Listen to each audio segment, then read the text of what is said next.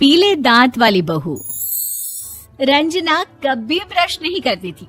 उसे कितनी बार उसके माँ बाप ने डांटा, लेकिन उसका कोई असर उस पर होता ही नहीं था, जिस कारण से उसके दांत पीले पीले हो जाते हैं। शादी के बाद। अरे बहू, वैसे तो तुझ में कोई कमी नहीं है, पर तेरे दांत इतने पीले कैसे हैं बेटा? कैसे मतलब? कोई सर्जरी थोड़ी ना कराई है। वो तो क्या नाम, मैं ब्रश नहीं करती थी तो पीले हो गए। अब क्या करूं? आप कहे तो लाल करवा लूं या फिर काले? यार ये क्या है, क्यों माँ से लड़ रही हो? लड़ रही हूँ? अरे मैं लड़ रही हूँ या ये बोल रही है कि दांत पीले है, पीले। अरे तपस्या थोड़ी ना की है इन्हें पीले करने के लिए। बकायदा ब्रश नहीं किया है 20 साल तक, तब जाकर। छी, कैसी बात कर रही हो? ये उस वक्त तो पीले नहीं थे जब हम लोग तुम्हें देखने आए थे। अरे तब साफ करवा लिया होगा डेंटिस्ट के पास जाकर। अब देखो कैसे पीले पीले लग रहे हैं। रंजना सास की तरफ गुस्से से देखती है। फिर शुरू हो गई पीले पीले पीले। अरे पीले तो तब भी थे जब मेरे हाथ का रसगुल्ला उड़ा उड़ा कर खा रही थी और बोल रही थी, लड़की नहीं गुणों का खजाना दे रहे भाई साहब आप। खैर, अब वो लोग करते भी तो क्या करते, पीले दांत वाली बहू पल्ले पड़ी थी तो झेलना तो था ही। एक दिन कीर्तन में रंजना गाना गा रही थी। अरे कमला बहन, माँ का द्वार है, यहाँ तो सब शुद्ध होकर आते हैं, फिर अपनी बहू को ब्रश भी नहीं करवाती तुम। दूर से पीले पीले दांत भक्ति में बाधा उत्पन्न कर रहे हैं। अरे कोई 2 साल के बच्चे थोड़ी ना लेकर आई हूँ मैं बहू बनाकर। अच्छी खासी लड़की है, अरे कैसे करवाऊं ब्रश? ये तो उसे खुद करना चाहिए ना। अब माँ बाप तो इसके जैसे तैसे निपटा दिए, ये नहीं सोचा कि सास कैसे संभालेगी। सास बहू को लेकर घर आ जाती है, लेकिन सोच लेती है कि अब इसे लेकर कहीं नहीं जाएगी। अगले रोज बहू कहती है, अरे क्या हो गया, मंदिर नहीं जाना क्या? कीर्तन का वक्त हो रहा है। मेरी मधुर वाणी से कान्हा जी जागते हैं और सोते हैं।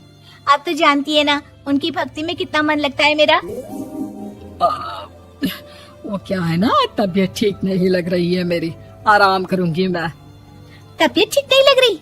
अभी तो मिथुन के गाने पर नाच रही थी आप, और अब बोल रही है कि तबीयत ठीक नहीं लग रही। अरे भक्ति में मन लगा लो सासू माँ, ऊपर जाना है, क्या मुंह दिखाओगी आप? हाँ? सास को बहू की बात पर गुस्सा आ जाता है। मैं क्या मुंह दिखाऊंगी, इसकी चिंता तो ना कर, समझी? अपने मुंह की चिंता कर, जो ये पीले पीले दांत लेकर हर जगह पहुंच जाती है। पता है लोग कितना मजाक बनाते हैं। ना जी ना, मैं नहीं जाना कहीं तेरे साथ।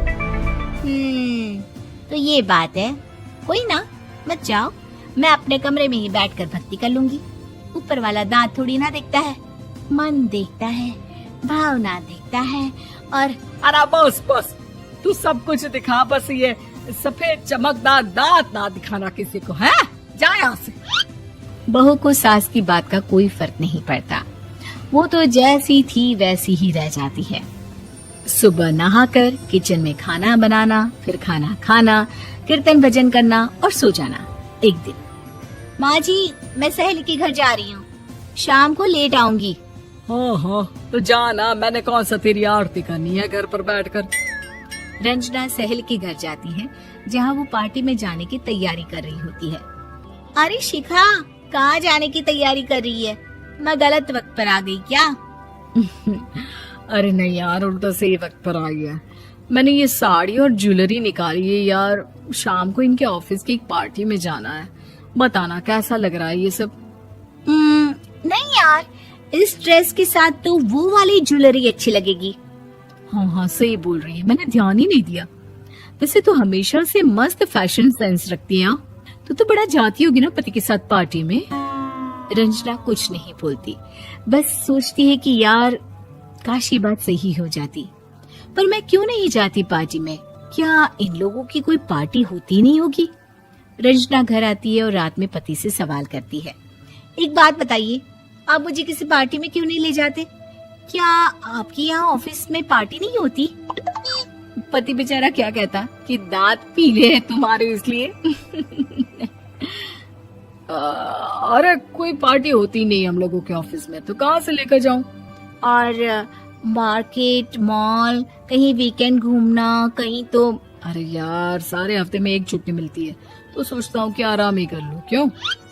रंजना मन मार के रह जाती है। पहले कभी सास के साथ मंदिर जाया करती थी, लेकिन वो भी सास ने ले जाना बंद कर दिया। घर बैठी बैठी रंजना बोर हो जाती है। तभी उसे आइडिया आता है और वो मायके जाने का सोचती है। सासू माँ, 2 दिनों के लिए मम्मी के घर जा रही हूँ। अच्छा ठीक है, आराम से जा। और हाँ, माँ से कुछ अच्छी आदत सीख कर आना कि कैसे शरीर के हर भाग की तरह दांतों की सफाई भी जरूरी होती है, समझी? शुरू हो गई ना आप। वो लोग आपकी तरह नहीं है कि छोटी छोटी बात का बतंगड़ बना दे। उन लोगों के लिए मैं मायने रखती हूँ, ना कि मेरे पीले पीले दांत। रंजना माँ को बिना बताए उन लोगों को सरप्राइज देती है, लेकिन जैसे ही वो दरवाजे पर पहुंचती है, अंदर देखती है कि घर वाले कहीं जा रहे होते हैं। अब माँ, काश रंजना दीदी के दांतों वाली प्रॉब्लम नहीं होती, तो वो भी हम लोगों के साथ चलती ना बुआ जी की बेटी की शादी में। हाँ बेटा, लेकिन अब उसे कौन समझाए कि उसको उसके पीले दांत नहीं दिखते, लेकिन उसके आसपास के लोगों को कितना एम्बैरेसिंग फील कराते हैं। मुझे तो कितनी बार उसके स्कूल की टीचर ने शिकायत की कि उसके साथ कोई लड़की बैठना भी नहीं चाहती, और ना ही कॉलेज में कोई उससे बात करना चाहता था। लेकिन पता नहीं क्यों उसे ये बात समझ में ही नहीं आती। कोई कमी नहीं है उस लड़की में, बस यही कि दांत पीले हैं। वो तो भला हो जीजा जी और उनकी माँ का, जो दीदी को जैसी है वैसे ही रखा हुआ है। रंजना को अपने घर वालों की बात सुनकर बहुत दुख होता है। वो सोचती है कि वो क्या करे, लेकिन फिर वो सीधा डेंटिस्ट के पास जाती है, अपने दांत चमकाती है और कसम खाती है कि वो रोज ब्रश करेगी। अरे क्या हो गया?